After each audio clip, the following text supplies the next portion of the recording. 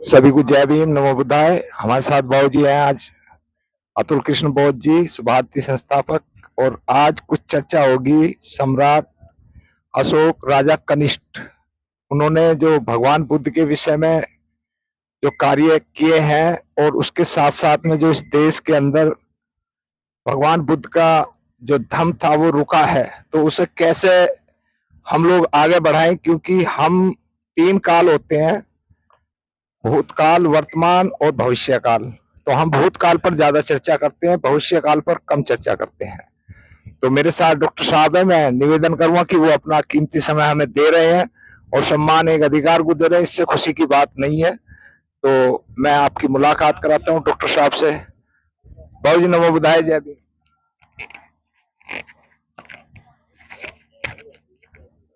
नमो बुद्धाय, जय भीम। देवेंद्र जी, बहुत बहुत आपका धन्यवाद कि आपने बहुत ही अच्छी बात कही है कि हम लोग जो हैं भूतकाल के ऊपर ज़्यादा ध्यान देते हैं और आगे के लिए हम लोग कम सोचते हैं कि हमें आगे कैसे चलना है।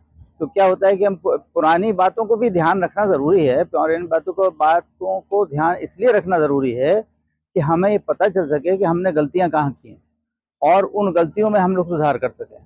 तो जैसे कि आज ये चर्चा है कि हम कैसे भारत को बौद्धमय बना सकते हैं, तो इस दृष्टिकोण से मेरा कहना यह है कि देखिए, सबसे पहले तो हमको तथागत भगवान बुद्ध की जो शिक्षाएं हैं, जो हमारे बाबा साहब ने हमको दोबारा से पुनर्जीवित करके दी हैं, हमें उन शिक्षाओं के बारे में बहुत अच्छी तरह समझना चाहिए और जो तथागत भगवान बुद्ध की शिक्षाएं हैं उनको सम्यक रूप से समझना चाहिए। तथागत बुद्ध ने अपने शिक्षाओं को देते समय ये बात कही थी कि मध्यम मार्ग पे चलो। तो अगर हम उनकी शिक्षाओं को बिना, ऐसे उन्होंने विवेक और प्रज्ञा के ऊपर बड़ी उन्होंने एम्फेसाइज किया था। तो अगर हम तथागत भगवान बुद्ध की शिक्षाओं को बिना विवेक और अपने प्रज्ञा को प्रयोग किए हुए और बिना उसको सम्यक रूप से समझे हुए हम उसका प्रयोग करेंगे तो हम अपने मिशन में पूरा नहीं हो सकते। तो इसलिए ज़रूरी है कि हम सबसे पहले तथागत भगवान बुद्ध की शिक्षाओं को समझें और उसके बाद बहुत ज़रूरी है कि हमारे आज मत के अंदर मुख्य रूप से 3 भाग हो गए हैं, जिसमें कि हम कहते हैं कि महायान, थेरावाद और वज्रयान। तो सबसे पहले तो हमें इनमें समन्वय करना है कि हम आपस में जितने भी थोड़े बहुत, देखिए सैद्धांतिक मतभेद तो होते ही हैं, लेकिन मूल कोई मतभेद हम लोगों में नहीं है और हम लोगों को मिलकर इस कार्यक्रम को, इस मिशन को हमें आगे लेके चलना है। ये बड़ी अच्छी बात है कि ये जो तीनों यान हैं और अब जो हम बाबा साहब ने जो हमको दिया था नवयान, ये जो चारों यान हैं, इनमें तथागत बुद्ध की शिक्षाओं के साथ साथ डॉक्टर अंबेडकर साहब को भी बहुत मान्यता दी गई है। तो हमको इन शिक्षाओं को लेके अपने समाज के अंदर जाना चाहिए उनको बताना चाहिए। और जैसे कि आप देखेंगे, पुरानी बातों को याद करना थोड़ा सा इसलिए ज़रूरी है कि हमारा ऐसा हाल क्यों हुआ कि हमको कभी किसी राजा ने हमको ख़त्म कर दिया, किसी ने किया। जैसे हमारी पूरी नालंदा यूनिवर्सिटी थी, उसको खिलजी ने जला दिया, हमारा पूरा इतिहास ख़त्म कर दिया। आप किसी व्यक्ति को मार दीजिए तो उतना नुकसान नहीं होता, लेकिन अगर आप किसी देश के, किसी संस्कृति के और किसी मान्यता के साहित्य को मार देंगे तो सबसे बड़ा नुकसान होता है। इसलिए मैं कहता हूँ कि जो हमारे देश में जो बौद्ध मत का जो सबसे ज़्यादा नुकसान किसी ने पहुँचाया है, वो उन्होंने पहुँचाया जिन्होंने हमारा साहित्य नष्ट किया। और उसमें खिलजी और बाद के जो मुगल शासक हैं वो उसमें हैं। तो हमें, लेकिन उनको आरोप उन पर डालने से और आरोपित करने से लाभ नहीं है। हमने ऐसा होने क्यों दिया? मेरा सबसे कहने का बहुत ही महत्वपूर्ण जो बात है वो ये है कि हमें अपने युवाओं को ये इस बात के लिए प्रेरित करना चाहिए कि वो अपने आप में इतनी शक्ति संग्रहित करें, इतने बलिष्ठ बने, इतने मजबूत बने कि वो अगर हमारे दम पे, हमारे संघ के ऊपर कोई बात आती है तो उसका सामना कर सकें। अगर कोई जना है, तथागत भगवान बुद्ध ने ही नहीं कहा कि जो आप पे हिंसा कर रहा है, जो आपको नष्ट करना चाहता है, आपको मार रहा है, आप उसको जो है चुपचाप सुनते रहिए और नष्ट हो जाइए। तथागत बुद्ध ने कहा कि आप उसका सामना करिए, आपका कर्तव्य है कि अपने धर्म की और अपने संघ की रक्षा करें। तो मेरा इसमें यही मानना है कि हमें आगे बढ़ना है, हमें तथागत बुद्ध के सिद्धांतों को अपने जीवन में उतारना है। अपने आपस के बीच के जो मतभेद हैं, विभिन्न बौद्ध मान्यताओं को रखने वाले लोग, उनके मतभेदों को हमें समाप्त करना है और बुद्ध की शिक्षाओं को सम्यक रूप से समझते हुए हमें, चाहे वो दान हो, चाहे वो हिंसा अहिंसा की बात हो, हमें उसको सम्यक रूप से प्रयोग करना है। अपने आप को मजबूत बनाना है जिससे कि हम अपने धर्म की रक्षा कर सकें। ये हम भाव लेके आगे चलेंगे तो निश्चित रूप से हम भारत को बौद्ध में बना पाएंगे, क्योंकि ये धर्म ही ऐसा है कि जो साइंटिफिक धर्म है और कोई इसका विरोध कर ही नहीं सकता, क्योंकि हम किसी का विरोध नहीं करते। ये मेरा सोच है। बाबू जी, एक हमारे देश के अंदर बहुत बड़ी समस्या ये है कि हमारे यहाँ एक तो जातिवाद बहुत फैला है और कोई भी राजनीति या कोई भी सामाजिक संगठन या कोई भी वीआईपी जो कार्य करता है कि भाई हम जाति का नाश कैसे करें, हम बौद्ध धर्म या भारत को अखंड भारत, यानी कि देखिए इस देश के 8 टुकड़े हो गए हैं। थाईलैंड इसके अंदर था, म्यांमार था, भूटान था, श्रीलंका था और आपका अफगानिस्तान था। और जितना ये मुस्लिम कंट्री है, जो आप लोग बहुत अच्छे पढ़े लिखे हैं, आप इतिहास पढ़ना, जितना सऊदी अरब का जो मुस्लिम स्टेट आते देश आते हैं वो सारे बौद्ध में थे और आज वो इस्लाम में हो गए। इस्लाम जो है तलवार के दम पर पैदा हुआ और तलवार के दम पर ही खत्म भी होगा। मानवता उसके अंदर कहीं नहीं है, क्योंकि उसमें लिखा गया है कुरान में कि जो मुसलमान नहीं है वो काफर है, चाहे दुनिया का कोई भी व्यक्ति है, किसी भी धर्म का है। हमारा धर्म मानवता देता है, तो कैसे लड़ेंगे? हाँ देवेंद्र जी, आपकी बात को मैं पूरी तरह से मैं अपनी सहमति देता हूँ। और एक तो उसमें सबसे बड़ी बात मैं कहना चाहता हूँ, इस देश को अगर हमें बचाना है तो सबसे पहला काम हमारा जाति को समाप्त करना होगा। जब तक हम जाति समाप्त नहीं करेंगे तब तक हम अपने भविष्य को अच्छा नहीं देख सकते। और ये बात मैं नहीं कह रहा हूँ, ये डॉक्टर अम्बेडकर साहब ने आज़ादी के पहले भी कह दी थी। उन्होंने कह दिया था कि जाति विहीन समाज के बिना स्वराज अधूरा है, और ये हमारा मूल मंत्र है। और आज दुर्भाग्य इस देश का ये है कि हमारे जितने भी राजनीतिक दल हैं वो सारे के सारे अब जातियों को बढ़ाने के पीछे लग गए हैं। और अभी आप देखेंगे जो ये नई सरकार ने भी घोषणा करी है कि वो जातीय जनगणना करेंगे, इससे क्या जातिवाद समाप्त होगा? इससे तो जातिवाद और बढ़ेगा। तो आज जो आवश्यकता थी कि जो डॉक्टर अम्बेडकर साहब ने भी कहा था कि हमें समानता देनी है, हमें जाति को पूरी तरह से उसका उन्मूलन करना है, वो भाव समाप्त हो गया। और इसको केवल दूसरों को बुरा कहने से काम नहीं चलेगा, हमें समाज को जागृत करना होगा। सबसे पहले जो हमारा बौद्ध समाज है उसको हमें जागृत करना पड़ेगा। और हम जो भी लोग बौद्ध मत में आते हैं उनको ये भूल जाना होगा कि वो जब हिंदू थे या वो किसी और मत में थे तो उनकी क्या जाति थी, ये उनको भूलना होगा। और बौद्ध मत में आने के बाद केवल अगर वो हैं तो वो बौद्ध हैं, सबसे पहले तो बात ये है। दूसरा बात, इसमें मुझे कहने में संदेह नहीं है कि जो हमारे बाबा साहब के अनुयायी हैं और जो अभी बौद्ध नहीं बने हैं, दूसरा मेरा उनको कहना है कि उनमें भी अभी जातिवाद पूरी तरह से भरा हुआ है।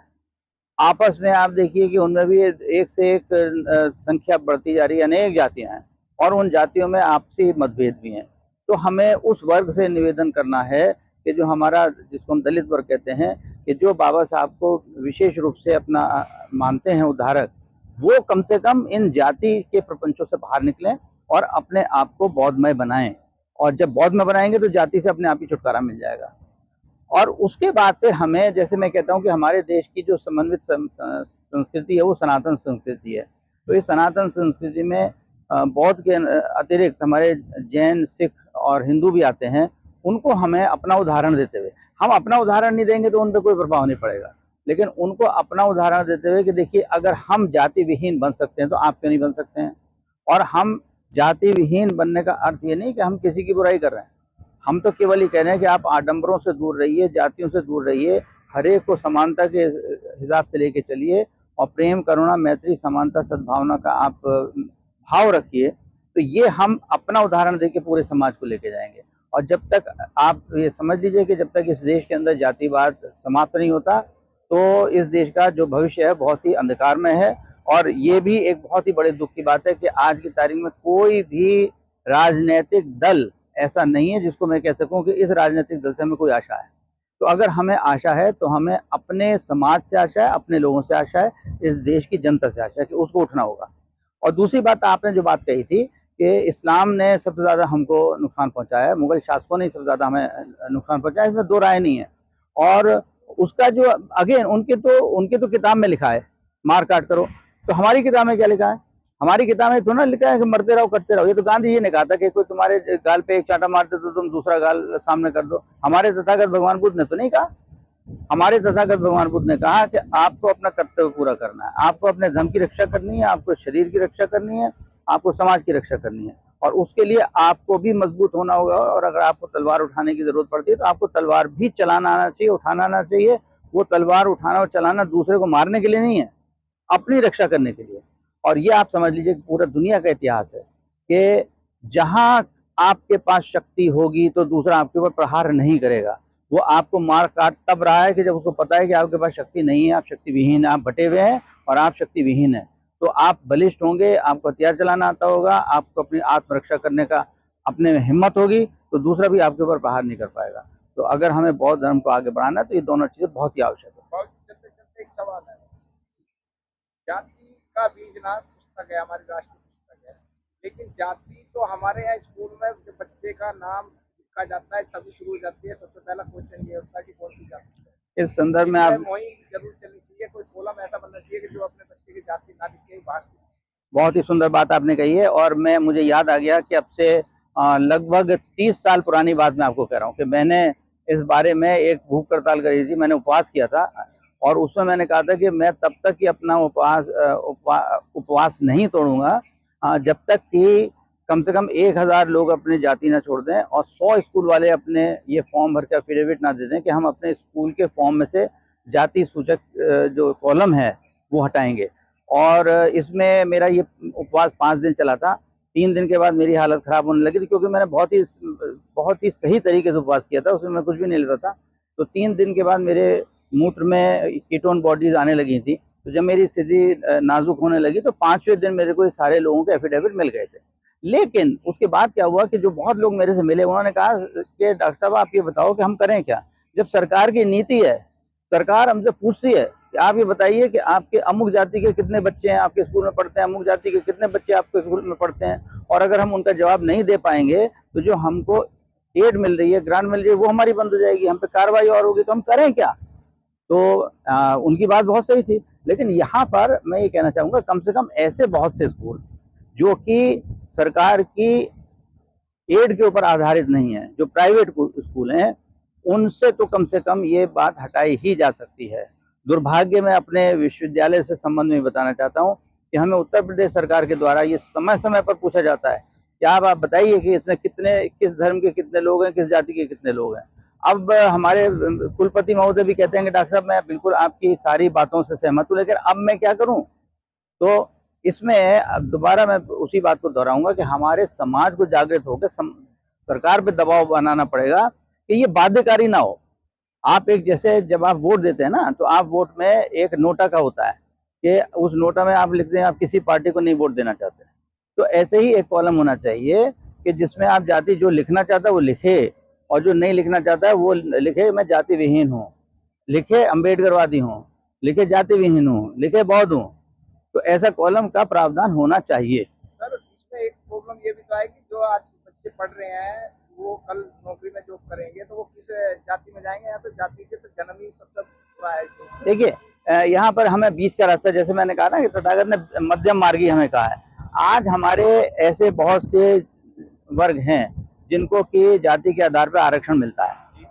तो जिस परिवार में एक बार आरक्षण मिल गया, वो परिवार सक्षम हो गया, वो तो कम से कम ऐसा कर सकता है अपनी जाति को बाहर आ जाए, और उससे 2 लाभ होंगे। एक तो वो देश के विकास के अंदर भागीदार बन जाएगा, दूसरा उस जाति का जो आरक्षण का लाभ है वो अपने किसी दूसरे व्यक्ति को मिल पाएगा। तो इस तरीके से कम जो लोग आरक्षण में जाति का लाभ ले चुके हैं वो तो आए कम से कम। हम ये नहीं कहते कि जो कमजोर आदमी है और जिसको आज आरक्षण का लाभ मिल सकता है वो केवल इस वजह से और आरक्षण का लाभ जो मिलना चाहिए वो छोड़ दे, हम बिल्कुल नहीं कहेंगे।